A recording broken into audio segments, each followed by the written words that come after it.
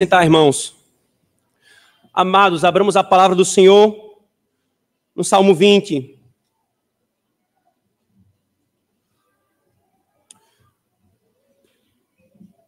Salmo 20, irmãos. Hoje é o segundo domingo do mês e por isso é o domingo da exposição do Saltério. E nós seguiremos adiante. No último salmo nós paramos, o último salmo exposto foi o Salmo 19, agora avançaremos para o Salmo 20.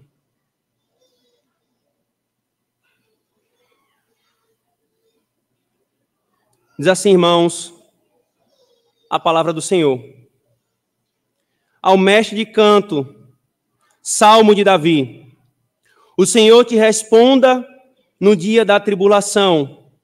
O nome do Deus de Jacó te eleve em segurança. No seu santuário te envie socorro e desde Sião te sustenha. Lembre-se de todas as tuas ofertas de manjares e aceite os teus holocaustos. Conceda-te segundo o teu coração e realize todos os teus desígnios. Celebraremos com júbilo a tua vitória e em nome do nosso Deus hastearemos pendões. Satisfaça o Senhor a todos os teus votos. Agora sei que o Senhor salva o seu ungido. Ele lhe responderá do seu santo céu, com a vitoriosa força de sua destra. Uns confiam em carros, outros em cavalos. Nós, porém, nos gloriaremos em o nome do Senhor nosso Deus. Eles se encurvam e caem. Nós, porém, nos levantamos e nos mantemos de pé. Ó Senhor, dá vitória ao Rei, responde-nos quando clamarmos. Amém. Oremos, irmãos, mais uma vez ao Senhor, o nosso Rei. Senhor Deus, agora, Senhor, nessa ocasião do teu culto, em que tua palavra será exposta, mais uma vez, nós clamamos a ti, Senhor. Ensina-nos, revela-nos a tua glória, Senhor. Revela-nos a tua obra. Dar-nos, Senhor, nos maravilharmos com o teu ser. Ensina-nos, Senhor, sobre o teu amor. Ensina-nos, Senhor, sobre quem nós somos e a necessidade de ti que nós temos, Senhor. Confronta-nos em nosso pecado, Pai. Nos conduz pela tua palavra, nos dando o reto caminho pelo qual nós devemos seguir. Que nós te amemos mais após ouvir a tua voz. Nós oramos em nome de Jesus. Amém.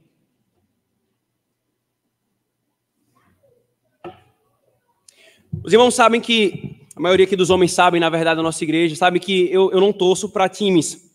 E olho lá na Copa do Mundo para o Brasil. Mas eu sei que aqui na nossa igreja tem irmãos que torcem. E é interessante, irmãos, a torcida para times, né? Porque seu time favorito vai jogar, você organiza toda a sua agenda. Se for necessário, você marca com seus amigos, com seus irmãos em Cristo, e você vai torcer e vai vibrar. E se sai um gol, sai de baixo, porque o grito de gol é forte.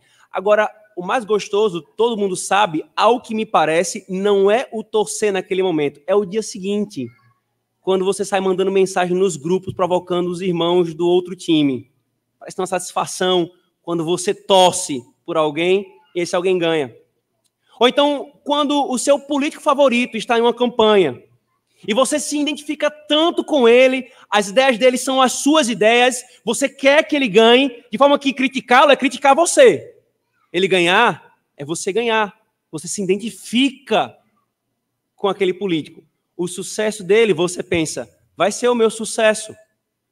Ou ainda, a gente não precisa ir muito longe para time de futebol ou político, coisa do tipo. Às vezes você tem aquele amigo, aquele parente, que você sabe que se a coisa for bem para ele, vai bem para você. Se tudo der certo para ele, se for um sucesso para ele na vida dele, vai ser sucesso para você. E o que é que você faz? Você torce. Você clama para que tudo dê certo na vida dele. Hoje, queridos, esse salmo vai nos ensinar sobre um rei. Alguém muito maior que um político, muito maior que um time de futebol, muito maior do que qualquer parente, amigo ou pessoa próxima. Alguém cuja vitória é a vitória do seu povo. E por isso, e muito mais do que isso, o seu povo tem de torcer pela vitória dele. O seu povo tem de orar para que ele vença. Porque se ele vencer, nós vencemos. Nós chegamos aqui, irmãos, ao Salmo 20. O Salmo 20 que ainda se encontra no livro 1 do Saltério, mas ele faz parte agora de uma subseção. Uma seção, irmãos, muito própria do Saltério, que nos ensina mais verdades sobre a glória de Cristo e sobre a sua obra, a sua glória e a sua obra aqui no Saltério.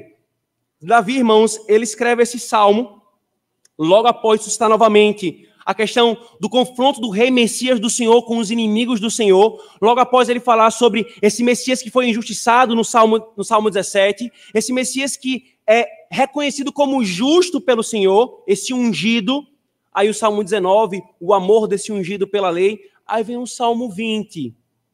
Por que Davi escreveu esse salmo, irmãos? O texto começa, ao mestre de canto, Salmo de Davi. Davi escreve esse salmo aqui, irmãos, para ensinar a igreja a orar pelo rei. Ele entrega um cântico à igreja para que a igreja possa cantar esse salmo e, enquanto canta, ora a Deus em favor do rei. Só que você pode pensar, mas pastor, o que é isso? Davi faz um salmo para si. Não, meu querido. Ele tinha muita clara consciência de qual era o rei pelo qual nós devíamos torcer. Ele entendia da parte do Senhor, queridos, que ele foi chamado para ser um tipo de um rei muito maior, um descendente seu que se assentaria no trono. E eu quero provar para você que esse salmo aqui está se referindo exatamente a esse descendente. Veja, por favor, quando ele fala assim, versículo 6.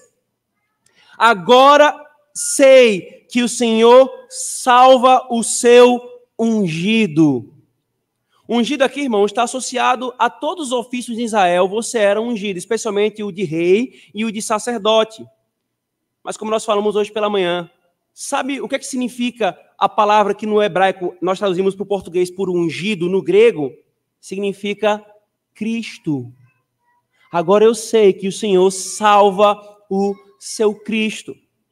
Mais especificamente, irmãos, o Salmo 20 prova-nos que ele está se referindo a esse rei maior do que Davi,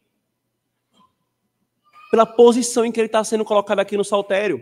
Veja, o Salmo 20 fala sobre essa oração ao Senhor em favor desse rei. Aí o Salmo 21, veja por favor, é dito, na tua força, Senhor, o rei se alegra. Mais uma vez falando sobre o rei e sobre a justiça do rei e como que o Senhor vai se levantar para defender o seu rei Messias, o seu ungido dos seus inimigos. Aí vem um Salmo 22 que começa assim, Deus meu, por que me desamparaste? Você lembra quem foi que usou essas palavras? Cristo, quando estava na cruz. Deus meu, por que me desamparaste? E então vem o Salmo 23, irmãos. O Salmo 23 fala do Senhor como um pastor que conduziu esse rei pelo vale da sombra da morte, mas que depois o levou para pastos verdejantes e o fez assentar na sua presença. E então essa subseção fecha aqui, irmãos, com o Salmo 24. Entrai, levantai os portões para que entre o Rei da Glória. Essa subseção aqui, irmãos, do Salmo 20, 21, 22, 23 e 24, ela nos mostra, irmãos, um mapa da obra de Cristo. E ele começa mais precisamente aqui com o Salmo 20. Davi, inspirado pelo Espírito, como rei Messias, entregando à igreja um salmo que ele iria cantar, um salmo de torcida pelo rei Messias do Senhor. Pelo rei Messias do Senhor. De forma, irmãos, que esse salmo está dividido em duas porções, que é o que nós vamos caminhar hoje à noite. A primeira, queridos, vai do versículo 1, do verso 1 ao verso 5. Se você perceber aqui, nesse primeiro momento, a ênfase do salmo está numa fala da igreja para com o rei. Ela começa, o Senhor te responda no dia da tribulação, que ele te eleve em segurança, que ele do seu santuário envie socorro para ti. Então você percebe que o tom aqui dessa primeira parte, os pronomes é da igreja orando a Deus de forma indireta, com um rogo um clamor de bênção sobre o rei. E então vem a partir do versículo 6, a igreja, já desde o versículo 5, se comprometendo em celebrar a vitória desse rei, entendendo que a vitória dele é a sua vitória. Portanto, o que é que o Senhor nos ensina aqui, irmãos, que nós vamos ver agora à noite? Ele nos ensina isso, irmãos, que a igreja de Cristo deve orar pela vitória de Cristo, porque a vitória dele é a nossa vitória. Eu vou repetir, queridos. A igreja de Cristo deve orar pela vitória dele, porque a vitória dele é a nossa vitória. Então vejamos esse primeiro momento aqui, irmãos, o primeiro momento do Salmo, em que a igreja, ela ora ao Senhor de forma indireta, se dirigindo ao rei Messias, clamando para que Deus a abençoe. Veja, por favor, mais uma vez, ela faz 4 orações aqui, 4 motivos de oração.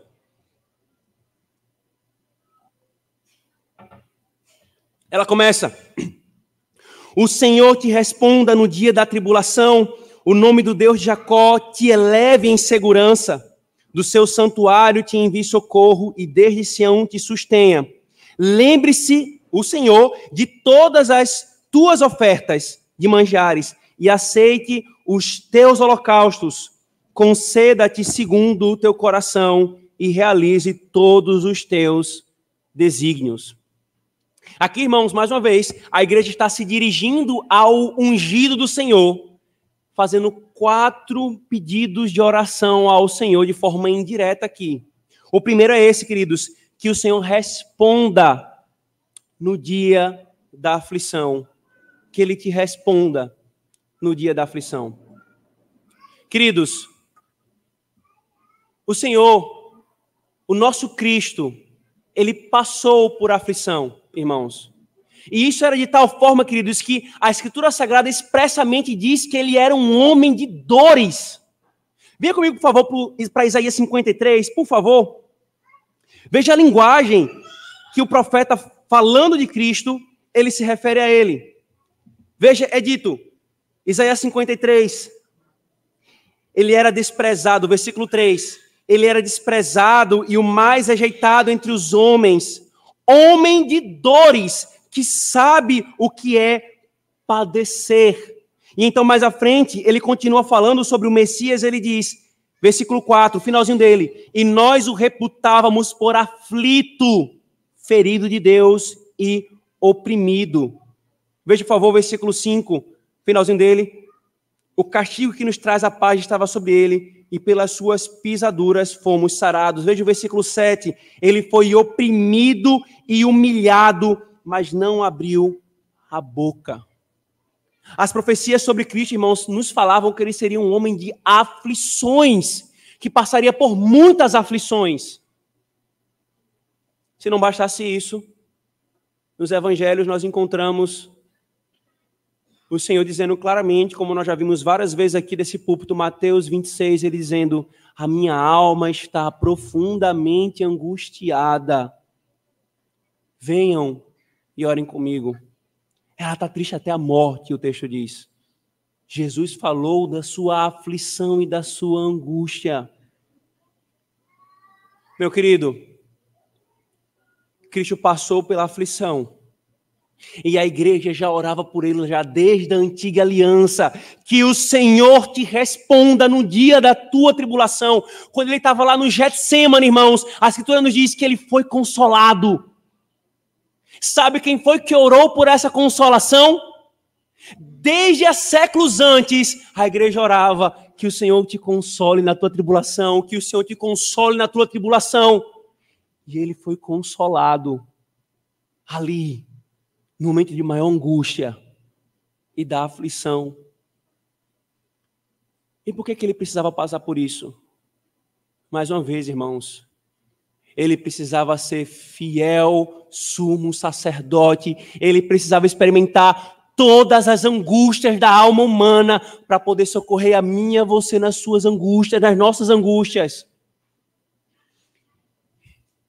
Ele passou para que você pudesse, ao passar por aflições e angústias, saber que você tem um a quem você pode recorrer.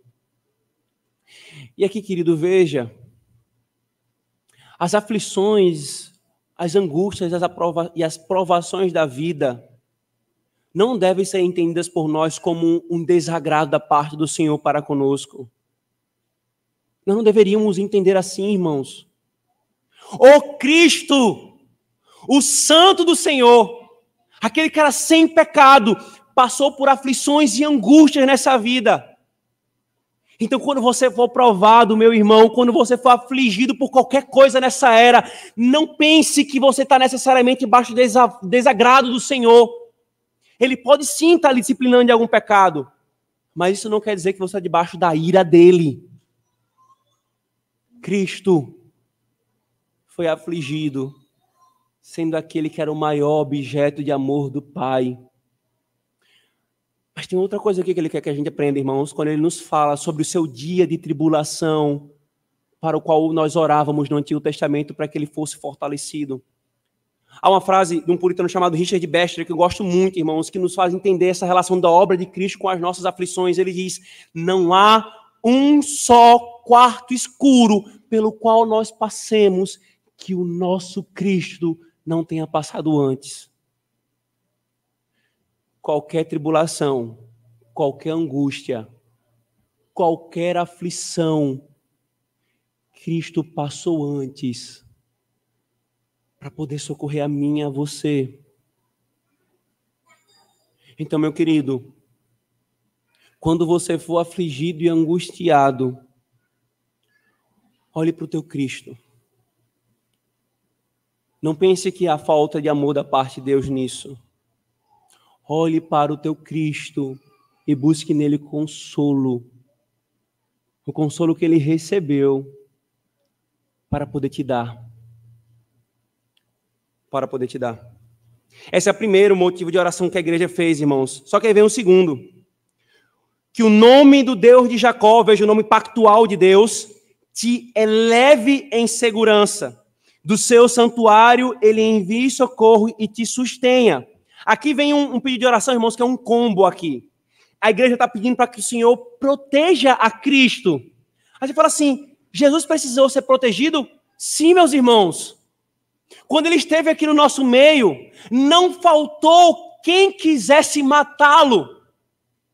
Nós vimos, irmãos, na exposição passada de Mateus, porque Jesus confrontou o pecado dos fariseus. Os fariseus estavam planejando com os saduceus como matar a Cristo. A todo instante, eles procurando a oportunidade de matar a Cristo.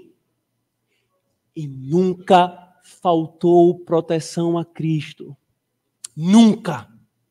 Quando queriam prendê-lo, não conseguiram prendê-lo. Quando queriam matá-lo, não conseguiram matá-lo. Só quando a prisão dele iria glorificar a Deus. Só quando os machucados dele iriam glorificar a Deus. Só quando a morte dele seria a vitória dele.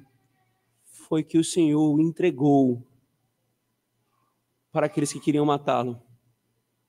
Mas nunca faltou proteção para o ungido do Senhor. Querido, e a mesma coisa é comigo e com você. Vale o mesmo para nós. O Senhor continua dispensando o socorro pela sua igreja. Cristo precisou ser protegido dos homens maus, mas saiba você que Cristo também precisou ser protegido do mundo, e Cristo precisou ser protegido do meu e do seu pecado. A angústia que levar todos os nossos pecados na cruz, irmãos, o Senhor guardou, o Senhor preservou e o fez caminhar, sustentou até ele chegar na cruz.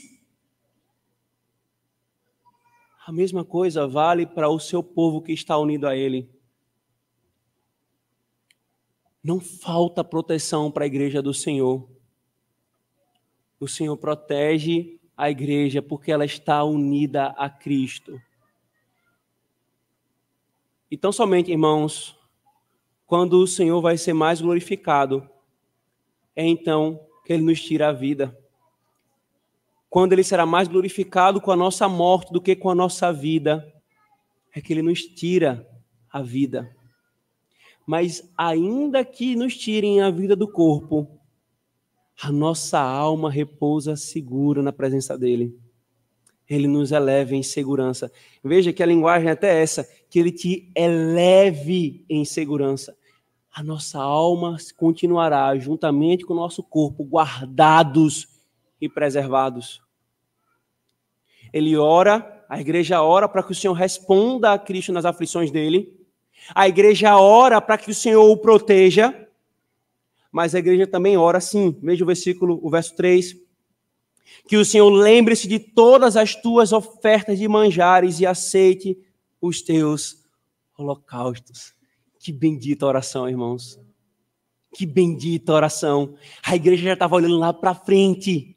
Esse rei faria um sacrifício que tem de ser aceito, porque se ele for aceito, nós vamos ser aceitos. A Escritura nos fala, irmãos, com clareza, que Jesus ofereceu um sacrifício ao Pai. Ele mesmo foi o sacrifício. Então, o que a igreja do Antigo Testamento estava orando é que aquele sacrifício que ele vai fazer seja aceito. Porque a aceitação dele é a nossa aceitação. E esse sacrifício foi aceito, irmãos. Cristo se ofereceu como holocausto. Ele foi a oferta de libação derramada sobre a terra. E sabe qual é a prova de que Deus, o Pai, aceitou o sacrifício de Deus, o Filho encarnado? Foi quando ele o ressuscitou dentre os mortos. Ele declarou a todos: eu aceito o teu sacrifício, um sacrifício justo, a morte não pode reter você, porque você é sem pecado. O salário do pecado é a morte. Ele não tinha pecado. A morte não poderia retê-lo. Ele ofereceu esse sacrifício e Deus o aceitou. E a igreja estava cantando, estava orando desde então: aceita, Senhor, aceita o sacrifício do teu ungido. Porque se tu o aceitar, nós seremos aceitos. E eis que essa oração foi respondida, irmãos, também. Só que aí vem a quarta oração aqui, irmãos. Conceda-te segundo o teu coração e realize todos os teus desígnios. Que coisa, irmãos. Imagine que você morar em Israel nos dias do rei Davi devia ser algo extraordinário. Um rei segundo o coração de Deus. Então seria bom que os seus desejos fossem atendidos. Mas, irmãos, nem sempre Davi desejou coisas boas. Nós sabemos disso. Ou então, na época de Salomão, quando Israel atingiu o seu ápice de crescimento, de riqueza, de glória. Que coisa maravilhosa deveria ser aquilo. Mas nós também sabemos que os desejos de Salomão nem sempre foram bons. Mas há um, irmãos, cuja vontade sempre é boa. Há um que fez uma oração antes de se entregar como sacrifício, dizendo quais eram os seus desejos. Ó Pai, que eles sejam um, assim como eu e tu somos um. Ó Pai, eu não oro apenas por esses que estão aqui, esses 12 discípulos, mas eu oro por todos aqueles que vão crer em nosso nome. A vontade dele, os planos dele, os desejos dele de operar uma obra de redenção. Nós estamos orando: Senhor, satisfaça o desejo do nosso Cristo, o nosso Rei. Ele quer a minha e a sua santificação. Ele disse, porque a vontade de Deus é esta, a vossa santificação, em 1 Tessalonicenses 4. Então, meu querido, você tem de orar, dizendo: Senhor, é a vontade do teu Cristo, a minha santificação. Faze-me mais santo. É a vontade dele que o seu reino cresça e se expanda. Então, crente, ore por isso. Qual foi a última vez que você orou para que mais pessoas se rendam a Cristo e se convertam a Ele? Qual foi a última vez que você orou para que os reis das nações que se opõem a Cristo sejam derrubados? Qual foi a última vez que você orou para que as falsas religiões não triunfem? Sabe que oração é essa aqui? Conceda-te segundo o teu coração e realize todos os teus desígnios. Sabe que oração é essa aqui? Faça-se a tua vontade, assim na terra como no céu. Concede, Senhor, todos os desejos de Cristo. Que o seu reino se expanda, que o seu povo seja reunido, que o seu povo seja santificado. Nós precisamos orar assim, irmãos. Porque você pode pensar assim, pastor, isso para mim é novidade. Que Cristo ora por mim, que Cristo intercede por mim, isso eu já sabia. Está lá em Hebreus, está lá em João 17. Mas que nós devemos orar por Ele. Sim, querido. Orar pela causa do seu reino. Porque, mais uma vez, aí nós entramos aqui no segundo ponto. A vitória dele é a nossa vitória. Por causa da união da igreja com Cristo. Veja, por favor, o versículo 5.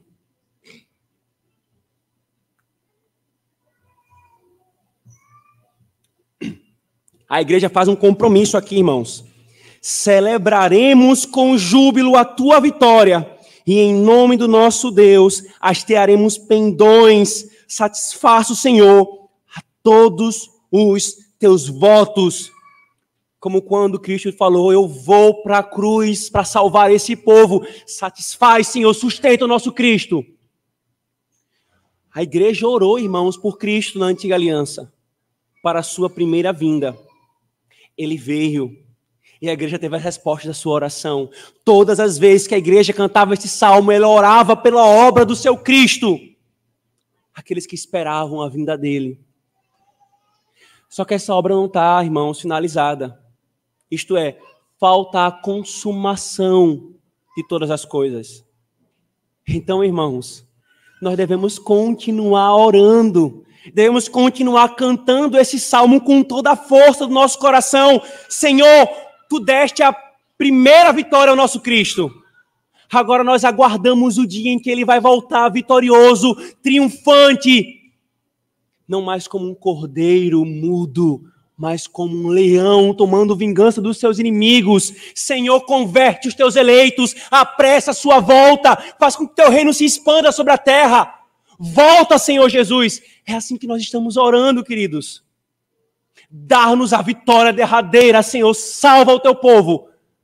Salva o teu ungido. Que ele vença. Nós devemos cantar, irmãos, e orar pelo nosso Cristo. Porque, mais uma vez, a vitória dele, irmãos, a vitória dele é a nossa vitória. O compromisso aqui, queridos, a igreja expressa esse compromisso, veja bem o versículo, e aí traz a sua certeza da vitória. Versículo 6. Agora sei que o Senhor salva o seu ungido, e ele lhe responderá do seu santo céu, com a vitoriosa força de sua destra. Você percebe que o tom aqui do salmo é de vitória do Cristo? É a vitória de Cristo. E aqui vem uma ênfase importante, irmão, de aplicação. Como é comum encontrar muitos nos púlpitos de várias igrejas chamadas evangélicas afora, falando de vitória, vitória, vitória, vitória na tua vida, vitória disso, daquilo, outro. Que visão mais medíocre da vida cristã. Em que você olha só para o seu umbigo e o que importa é a tua vitória. Quando o que deveria mais nos importar é a vitória de Cristo. Porque se ele vencer, aí sim nós temos a derradeira vitória. Você pode estar andando por cima da carne seca e ter vitória atrás vitória nessa era. Você não sabe o que é aflição, você não sabe o que é sofrer, você não sabe o que é padecer. Você é um vitorioso, você pode dizer. Mas se você não faz parte dessa torcida, se você não está unido a Cristo, a tua vitória é derrota, é nada. Mas se a tua maior preocupação é a vitória de Cristo sobre a tua alma, sobre os homens que se levantam contra Ele, sobre a morte, a última inimiga que ele vai derrotar, aí você terá a derradeira vitória. Você saberá o que é vitória. A igreja expressa esse compromisso. Nós vamos celebrar com júbilo a tua vitória. É lindo quando você vai, né? Você vê nos estádios, você vê em manifestações, aquelas bandeiras grandes e o povo gritando, olê, olê, olê, olá. O povo celebrando. Não é a bandeira de país X ou Y, de partido A ou B, de time C ou D, não. É a bandeira de Cristo que nós vamos hastear, celebrando a tua vitória. A igreja expressa esse compromisso, a igreja tem a sua certeza e a igreja vai dar a sua base. Uns confiam em carros, outros em cavalos. Mas por que que nós temos a certeza de que o Senhor vai dar a vitória ao seu ungido? Porque nós confiamos no nome do Senhor. Os carros caem. E aqui a imagem, irmãos, é a imagem da época de guerra mesmo. A tecnologia, você ter cavalos, você ter bons carros de guerra, era o suprassumo da tecnologia de guerra. Hoje, se você tem um tanque mais moderno, se você tem determinado tipo de abordagem, é o suprassumo da tecnologia. A ideia é, os homens confiam nos meios carnais, mas nós confiamos no Senhor. Aqueles que confiam na carne, eles vão cair. Mas quem confia no Senhor, o texto não diz que ele vai meramente vencer. Ele diz, nós vamos nos gloriar em ti. Essa é a base da certeza. Meu querido, você precisa ter certeza da vitória de Cristo.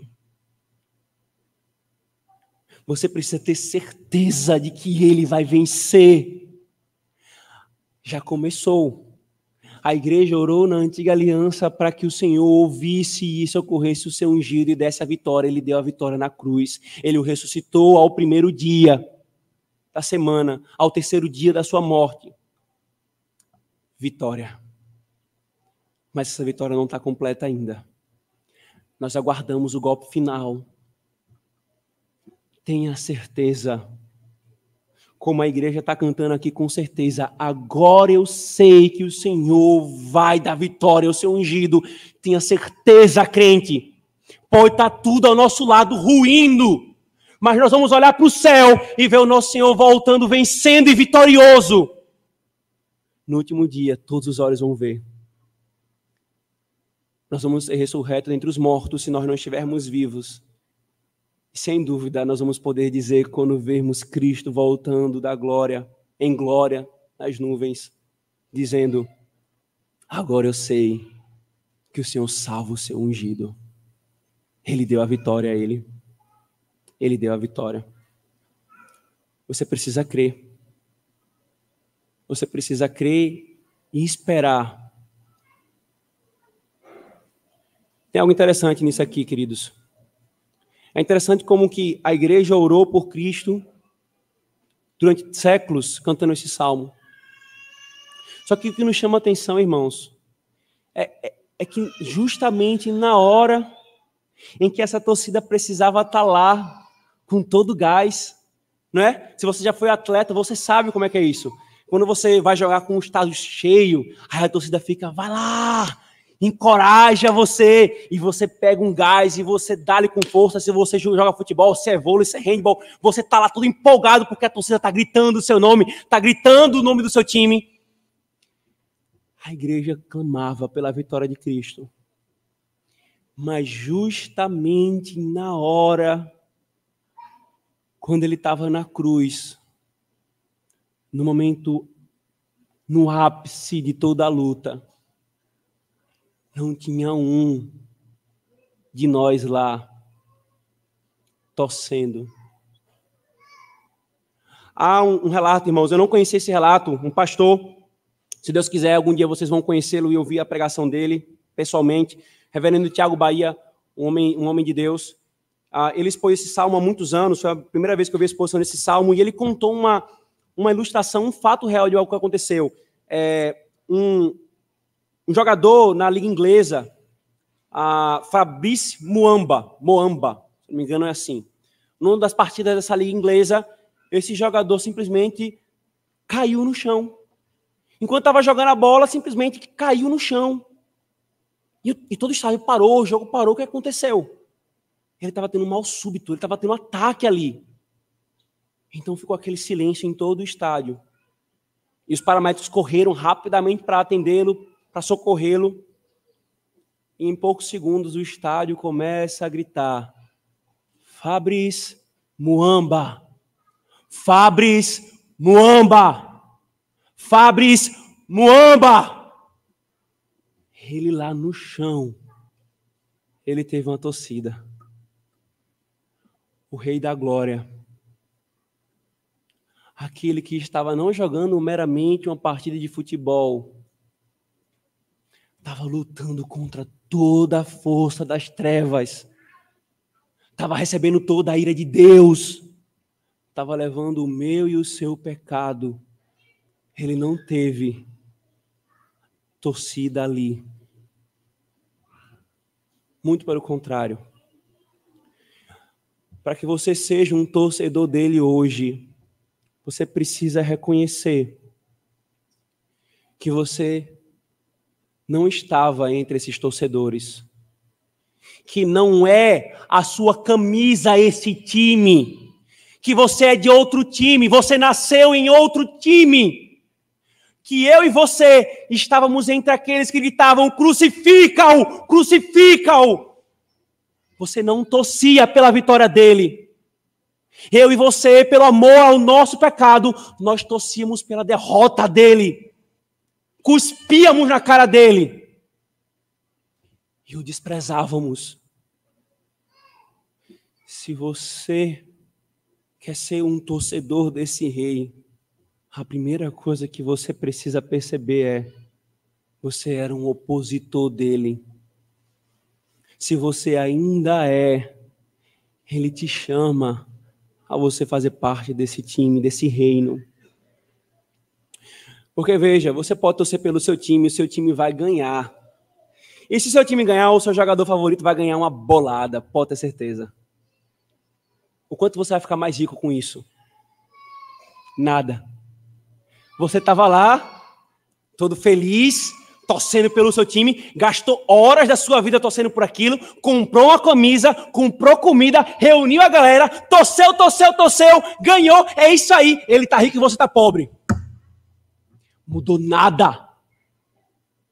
Mas a vitória desse rei, se ele ganha, você ganha e fica rico com ele. É por isso que o Senhor fala: nós somos co-herdeiros com Cristo. A vitória dele é a nossa vitória. Toda a glória e a riqueza que ele ganha é para o seu povo. Não há melhor torcida do que essa, igreja. Não há melhor torcida do que essa. O nosso coração deve se voltar para a vitória do nosso rei. Ore pela vitória de Cristo. Ore por Cristo. Ore pela vitória dele na tua alma. Para que ele seja um rei que subjugue todos os nossos pecados, todos os nossos desejos contrários à sua palavra. Ore para que o seu reino expanda e ele alcance os seus eleitos e a sua igreja aumente. Ore pela vitória de Cristo. E então nós celebraremos a vitória. Como é que nós celebramos a vitória? Aqui está a celebração nessa era, ela está acontecendo agora. Quando nós cantamos os salmos ao nosso Cristo, irmãos, nós estamos celebrando a tua vitória. Por que que nós estamos aqui, queridos? Porque ele venceu. Porque ele saiu do túmulo. Porque ele está à destra do Pai. É por isso que nós sim dedicamos todo esse dia para ele. Porque ele venceu. Nós estamos celebrando a vitória dele. Nós estamos hasteando os pendões. Aqui no culto. Toda a torcida se reúne para celebrar e para partilhar dessas bênçãos que ele nos dá. Então, a primeira celebração está aqui, nessa era, quando a igreja do Senhor se reúne pela face da terra. Mas a segunda celebração, que bendita celebração que não vai ter fim. Essa aqui leva algumas horas no dia do Senhor e acaba porque vem a segunda-feira. Mas a celebração derradeira, ela não vai ter fim. Vamos entrar por toda a eternidade adentro, celebrando a vitória de Cristo, de toda a sua obra completa. É por isso, irmãos, que nós devemos, e a igreja termina com esse clamor: ó Senhor, dá vitória ao Rei, responde-nos quando clamarmos. Se você ainda não pertence à torcida desse Rei, Ele te chama, vem, torce para Ele. Larga essa camisa do time adversário. Larga essas armas do rei inimigo. Vem, te curva a Ele. Te maravilha com Ele. E vem se juntar conosco para torcer pela vitória desse Cristo. Vem, creia. E a vitória dele é certa. A vitória do teu político não é certa, a vitória do teu time não é certa, mas a vitória dele é certa, e ela vai ser a tua vitória. Creia e faça parte dessa torcida. Igreja, cantemos esse salmo, tendo em mente isso, com todo o fervor, com toda a convicção. Ó Senhor, eu sei que o Senhor salva o teu ungido, então dá vitória ao nosso Cristo. Amém. Oremos, irmãos.